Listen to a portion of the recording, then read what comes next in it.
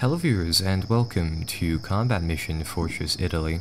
I'm your host Chu, and today we'll be taking a look at another multiplayer AAR. Today we'll be attacking as the United States, and our opponents will be defending as the Italians here.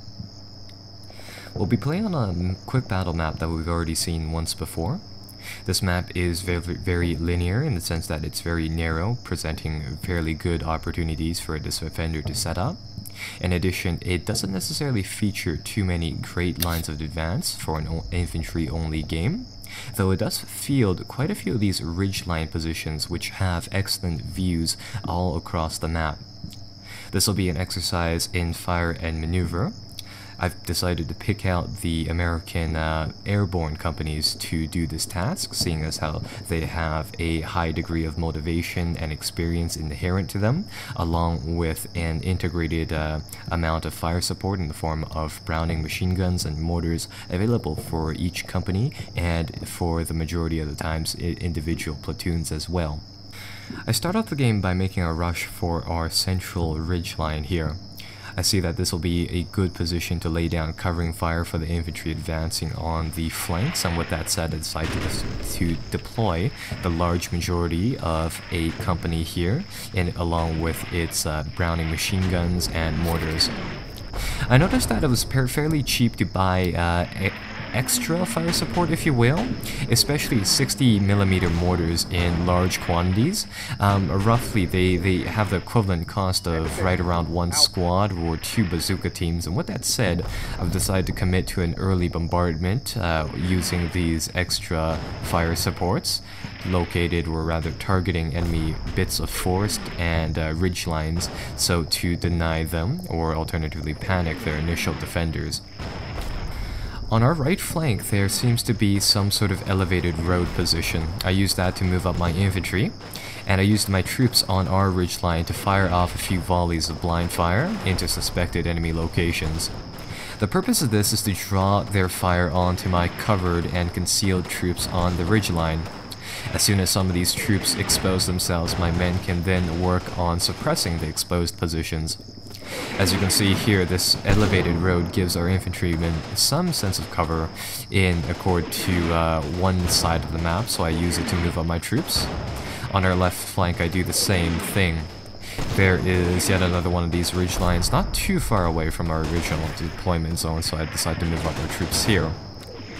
In the meantime, I seem to be able to locate an enemy mortar, an Italian mortar, and 2 sets of machine guns. Unfortunately, due to how the combat mission it simulates the positioning of troops, I had to set up some of my guns, not exactly in the cover of the ridgelines, but on the very tops of them.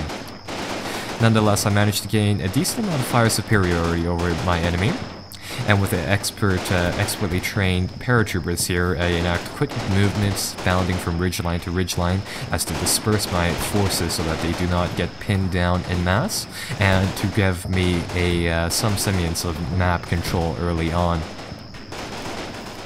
Overall, the advance is going so well so far, though I come under heavy fire by either some sort of mortar or howitzer or cannon in general.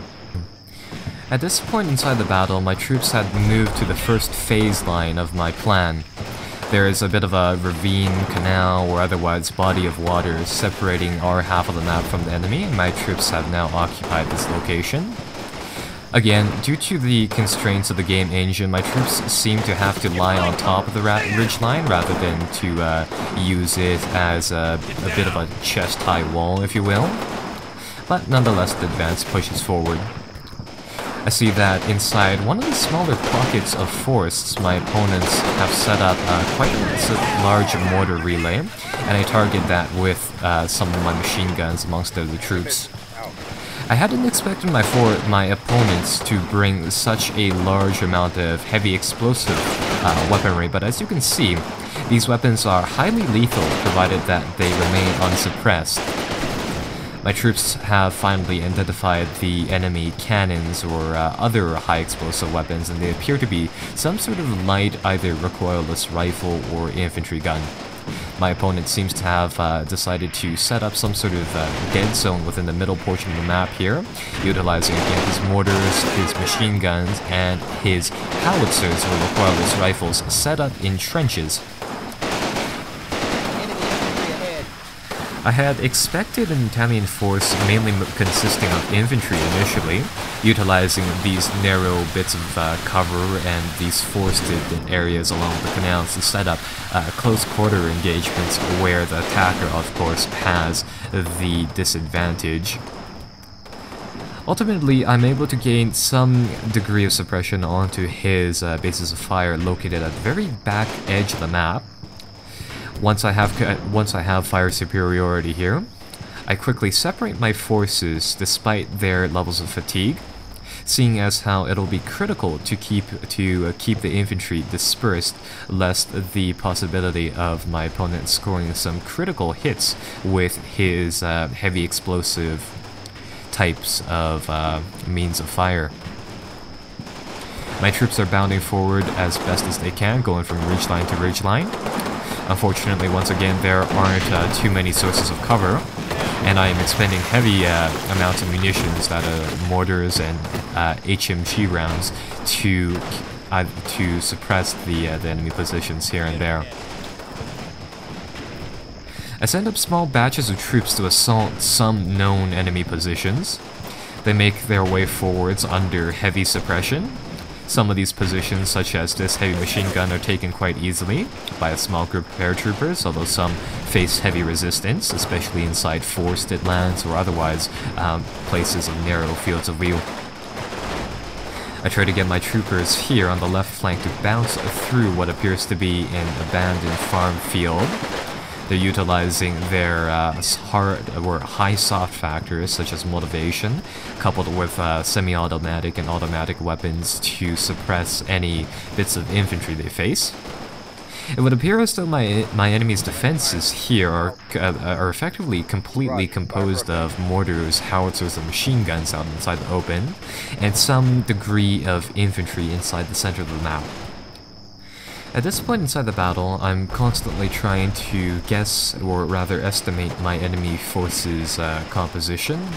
Namely, I see that he's bought quite a few of these expensive mortar and artillery pieces, also some fortifications such as trenches, so I'm guessing that he doesn't have a large concentration of infantry inside this warehouse/factory location. I pre-plot another artillery barrage here, some 81mm mortars smack down amongst the buildings, hopefully suppressing, killing, and or panicking, or in general lowering the morale of or fighting effectiveness of the troops present here. One of the reasons that I've decided to go with a paratrooper force composition is that paratrooper squads inherently contain demolition charges. Given the nature of urban assaults inside the combat mission engine, it would be much beneficial to blow what would be effectively holes inside walls rather than to enter by conventional means into these buildings. I figured that once I'm able to capture the highlighted zone, the victory location inside the middle of this warehouse/factory location, I will effectively be able to transform my offensive here into the defensive, forcing my opponent here to use his largely defensive assets, again, very immobile, or rather low on small arms mortar teams and artillery crews, to assault me directly. As the mortar barrage here starts to lift off, I start to look around for squads, or rather fire teams at this point, which have either semi-automatic weapons or demolition charges, and start to bring them towards the center of the map here. I see that there is a door enabling us to enter the building complex here in the orange shingled building. With that said, I start to stack troops up for this breaching maneuver. In addition, I changed the artillery barrage to the little bits of forest we had previously seen contain quite a few mortar squads or mortar teams to hopefully suppress one obstacle to our route of advance here.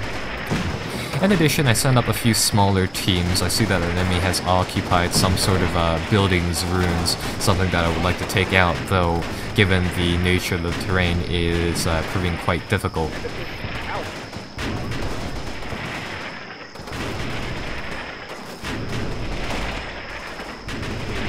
Once the mortar barrage lifts, I get an initial scouting team of 2 soldiers to move into the building complex here. I noticed that on top of the building, our troops seem to suspect this location of harboring enemy combatants, and with that said, I send in a small recon team.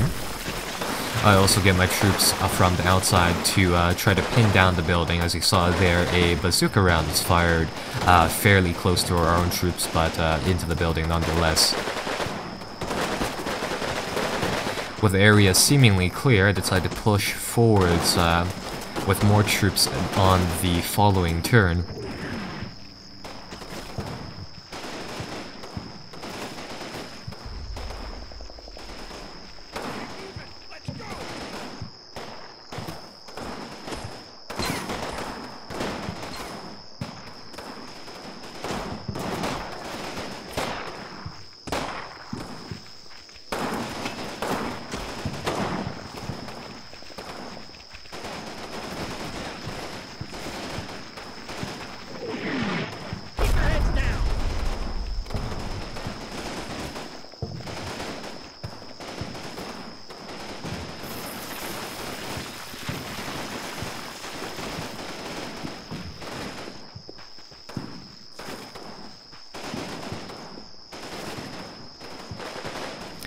Once I have a good amount of troops stashed up into the building area here, I decide to move them up forwards in a linear fashion, with starting off with a reconnaissance team, followed by a breaching team, throughout a series of these white, seemingly windowless buildings. My troops on the outside are still putting down some fire on the remaining building defenders inside the ruins, and are continuing to advance, albeit slowly. My enemy reacts to our attack here, albeit in a late fashion, by dropping some rather heavy mortar rounds onto our troops. I got lucky, and the vast majority of the shots didn't damage what I had outside. Namely, I had a few command elements in the form of a platoon HQ out there. During these urban encounters, keeping communications and command links such as those HQ platoons up is an invaluable asset. And with that said, it would have been a serious loss if we were to lose that platoon. In the meantime, the breaching attempt commences, and I blast through the first section of wall.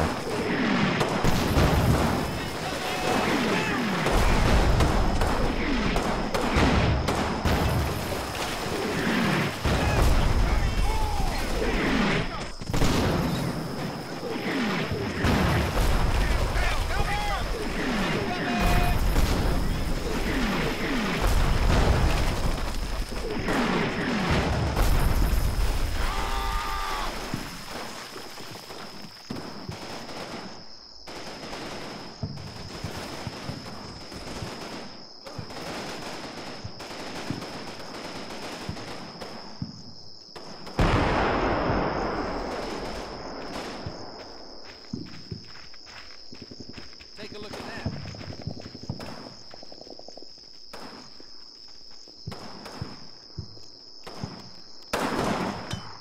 Okay, Sergeant.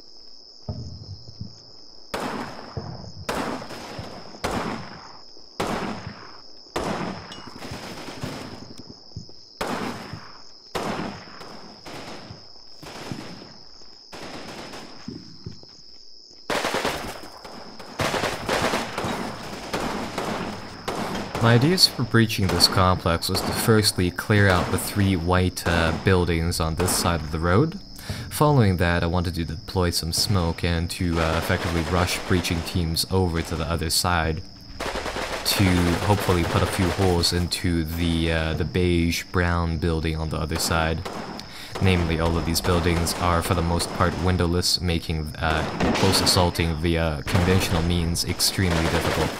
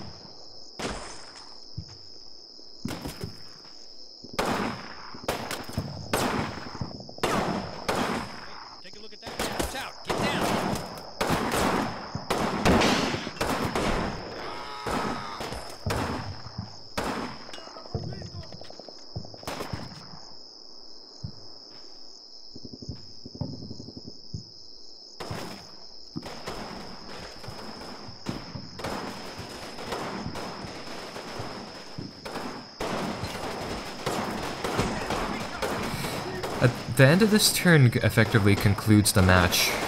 Once we've mowed down enough Italian troopers here, the game will automatically surrender, rather force a surrender from the Italian faction. That occurs at the end of this turn. This battle is a nice example of fire and maneuver, especially with a semi-open ground such as here. In addition, it showed quite a nice breaching section for these tight urban locations as well. I hope you guys enjoyed this combat mission AAR, and be sure to subscribe for more content similar to this one. This match was found on the Blitz Wargaming Club, which will be linked below.